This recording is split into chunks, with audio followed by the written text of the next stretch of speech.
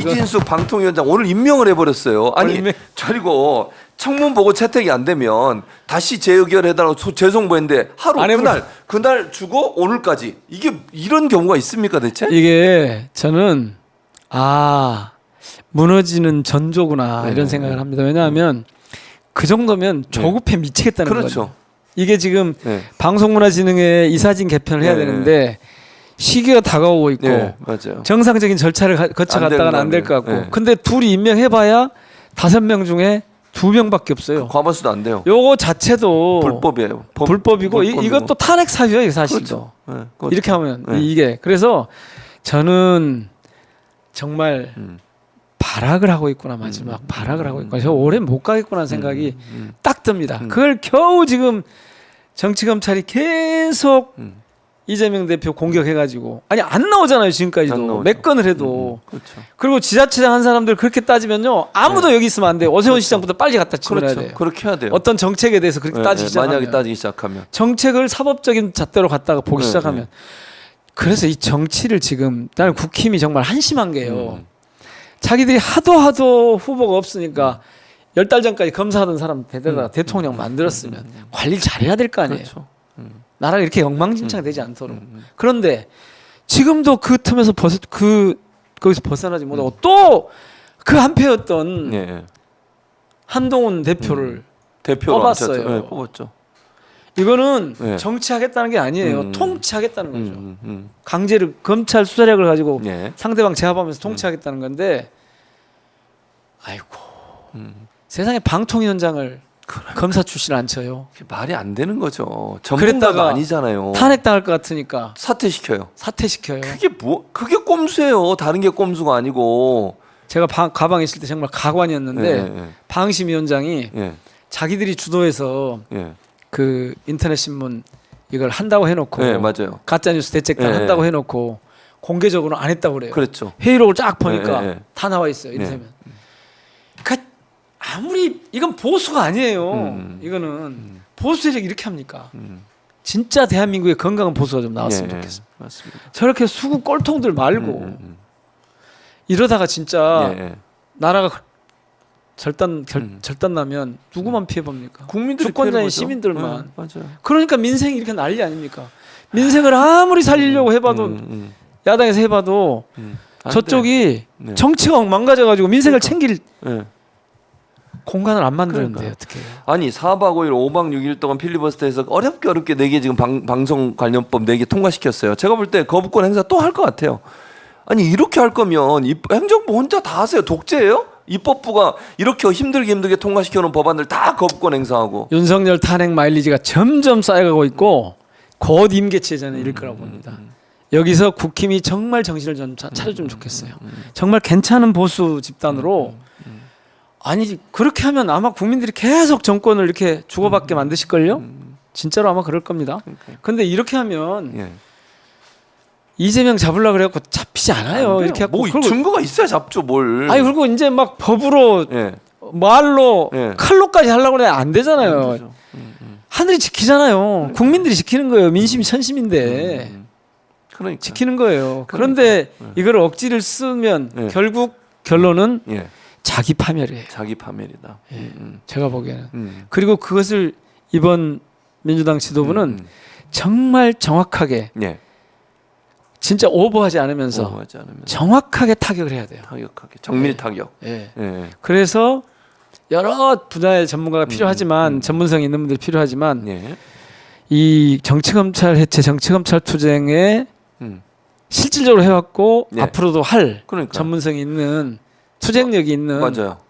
이런 사람이 하나 필요하다. 넣어주시면 그러니까 좋죠. 제 말은 8명 중에 지금 설명하신 쭉 지금 뭐 한 거의 50분 이상 얘기하셨는데 그 설명한 내용의 정치 검찰을 제대로 잘 알면서 뭐랄까 그런 정치 검찰의 행태를 바로 잡을 수 있는 사람 민정배 의원밖에 없어요. 제가 볼 때 그래요. 8명 중. 왜냐하면 다른 전문가는 많아요. 지금 말씀하신 건 정치 개혁하겠다, 뭐 예를 들면 언론 개혁하겠다, 국방 개혁하겠다, 뭐 이런 건 많지만 실제적으로 자기가 피해 당하면서까지 온몸을 불살라서 정치 검찰의 탄압을 이겨내고 그걸 바로잡기 위해서 피해를 다 받아들이면서 선당후사 한 사람은 민정배밖에 없잖아요. 그건 사실이에요. 제가 뭐 열린 라디오 출연한 이후로 예. 많은 저희 당원 지지자들이 알아주시면 좋겠습니다. 그러니까요. 그래서 저는 이 부분을 우리 이제 곧 투표 이제 계속 할 건데 알아주셨으면 좋겠어요. 당원분들이 잘 모르시는 분도 있고 워낙 뭐 몇 년 지나다 보니까 잊어버리신 분 계시는데 민영배는 실제 현장에서 그 일을 가장 깊숙이 뛰었고 처음에 앞장서 싸웠고 그것 때문에 핍박당했고 당내에서도 비판을 받았었고 그리고 복당해 어렵게 기다려서 복당했어요. 이재명 대표가 되고 나서 복당된 거예요. 사실은 그러니까요. 몇 번의 위원장들이 대표 시절, 네. 위원장 시절 세 번째 안 됐는데 안 됐잖아요. 이재명 대표가 딱 되고 나서 그 탈당은 반드시 그 당을 위해서 한 거잖아요. 그렇죠. 이게 딱 해서 다시 복당. 그러니까 이재명 대표도 욕먹을 각오를 한 거잖아요. 그러니까 민영배가 필요해서 부르신 거 아닙니까? 그런 점들이 당원들이 아셔야 된다. 저는 이제 그게 제일 중요한 이번 출마도 포인트 같아요. 사실은 제가 네. 호남이기도 한데다가 또 이제 그런 검찰 개혁 관련해서 사실은 저한테 그런 쪽에 관한 말씀을 종종 하셔요. 그래서 이제 아마 선출직 최고위원으로 들어오는 게 좋겠다 그렇게 그러셨는데 제안을 하신 거죠. 그러신 건데 예. 제가 사실 어디 가서 막 그런 얘기를 내놓고 못 해야 하겠더라고요. 돼요. 근데 아니 잘 보세요. 그 몇 빼고 7분 다 이게 연설할 때마다 이재명 대표 얘기하시잖아요. 다 하시잖아요. 왜 그러세요? 그러면 안 돼요. 아니 일단 되고 나서 그때부터 얘기하지 마. 아니 이게 되는 게 중요하잖아요. 지금 최고위원 되고 나서 그때부터 얘기하지 마세요. 우리 최 교수님이 아주 급하셨네. 네, 급해요 지금 제가. 아마 고향이잖아 고향. 호남 분들은 아실 거고 네. 그리고 수도권 분들도 좀 아실 거예요. 그럴 거예요. 아무래도 지금까지 투표를 한 지역이 다 이제 다른 지역이었기 맞아요. 때문에 네. 저하고 심리적 거리감도 좀 정서적 거리감 이런 것도 좀 있고 제가 온라인에 그동안 자주 맞아요. 출연해서 이렇게 네, 말씀드리고 했어야 그러니까요. 되는데 그런 것도 좀 그게 좀 소홀히 했고 맞아요. 제 그 민영배 TV나 이런 거라도 잘 활용했어야 되는데 이런 네, 것도 네. 좀 제대로 안 됐고 그래서 예, 이제부터는 좀 하랍니다. 해야 됩니다. 그래서 꼭 4번 안에 들어오셔야 돼요. 말씀하신 것처럼 예, 호남- 4등 안에만 어떻게 들어가면 되겠는데 그럼요. 4등 안에 들어오시면 돼요. 들어오는 게 일단 중요하니까. 그래서 저는 민영배 의원이 진짜 당했던 고초를 상기시킬 필요가 있다. 그리고 모르시는 당원분들은 정말 아셔야 돼요. 이 검찰 개혁을 위해서 그렇게 비판받았지만 그래도 그 안에서 뭔가 하려고 노력하면서 이 했던 사람은 지금 8명 중에는 민영배밖에 없다는 것을 꼭 아셨으면 좋겠다는 말씀 드리고 마무리하기 전에 그래도 마지막으로 예. 여기 카메라 보시고 싶죠. 예. 유권자분들 우리 당원분들에게 예. 왜 민영배가 돼야 되는지 호소의 말씀을 좀 예, 부탁드리겠습니다.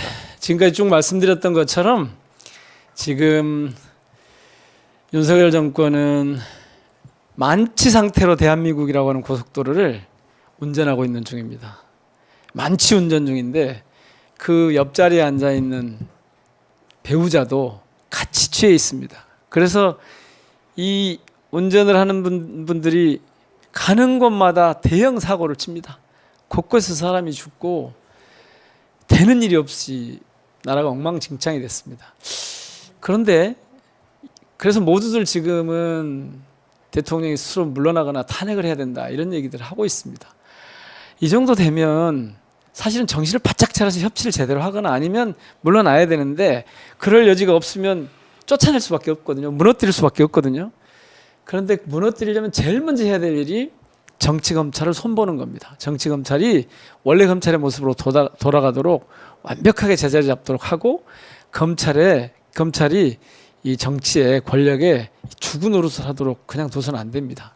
그렇게 보면 정치검찰과 끊임없이 싸워오고 실행해오고 고초를 겪었던 민영배 같은 이 정치검찰 해체 전문가 한 사람 정도는 있어야 이 앞으로의 이 윤석열 검찰 독재 투쟁을 이 퇴출 투쟁을 잘 해나갈 수 있겠다. 그래서 우선 저를 좀 보내주시면 좋겠고요.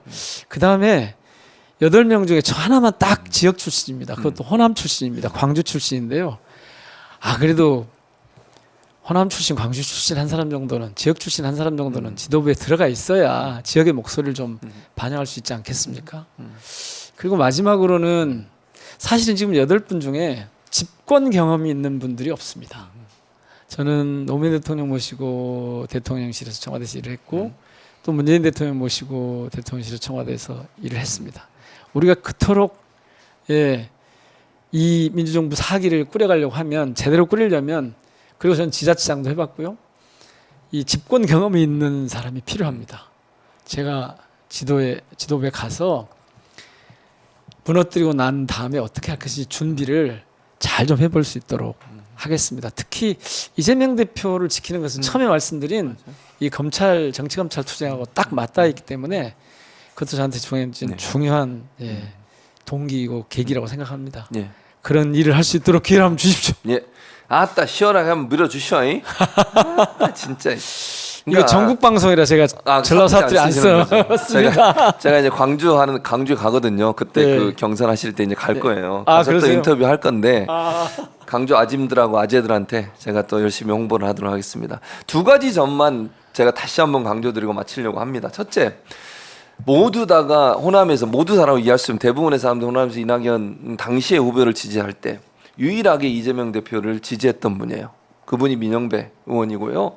욕 엄청 먹고 비난도 많이 받고 엄청난 문자 폭탄도 받았습니다. 그래도 이재명의 정치적인 지향점 그 부분을 보시고 지지했던 분이에요. 그거 다 기억하셔야 됩니다. 두 번째, 정치 검찰에 대해서 그 경찰청법이나 이거 바꾸기 위해서 본인이 희생을 하셨어요. 아무도 안 하려고 하는 거 본인이 받아들여서 심지어는 같은 광주 지역의 의원이었던 양모 의원 딴 데 가셨지만 그분은 그렇게 기대하고 있었잖아요. 그분은 솔직히 얘기하면 그때 기대하고 있었습니다.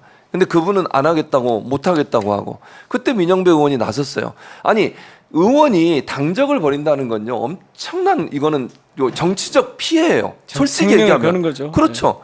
근데 그런 일을 했어요. 그거를 보면 저는 의리 있는 사람인 건 분명하고 이재명 대표 함께하겠다는 의지도 명확하다고 생각하고 지금 현재 윤석열 정권을 싸우려면 정치 검찰을 제대로 아는 사람이 분명히 필요합니다. 그래야 정치 검찰의 논리에 대응해 싸울 수 있지 않겠어요? 그거 제일 잘하는 사람이 민영배 의원이에요. 그래서 저는 너무 저평가돼 있다. 지금까지 결과로만 보면. 그래서 반드시 오늘 이 방송을 기준으로 해서 좀 알렸으면 좋겠어요. 알렸으면 좋겠고 우리 민 의원님도 자꾸 나오셔가지고 이런 얘기 하셔야 돼요. 그리고 한번 더 나오겠습니다. 네, 나쁘끄럽다고 생각하지 말고 잘 얘기하세요. 그냥 이런 일 했다 내가 나 이런 사람이야 이런 거 있잖아요. 꼭 해주시고 오마이에 자주 출연해 주셔서 꼭 그런 기회를 많이 가졌으면 좋겠습니다. 여러분 민영배 의원 많이 지지해 주시고요. 꼭 4번 안에 들어올 수 있도록 막판 호남에서 이렇게 돌풍을 일으켜 주시면 고맙겠습니다. 저도 광주 가서 여러분 뵙도록 하겠습니다. 자, 민 의원님 오늘 오랜 기간 말씀 많이 해주셔서 고맙습니다. 고맙습니다. 자, 그럼 민 의원님과 함께 인사드리겠습니다. 오늘 시청해 주신 여러분 고맙습니다. 저희는 다음 기회에 다시 만나 뵙도록 하겠습니다. 감사합니다.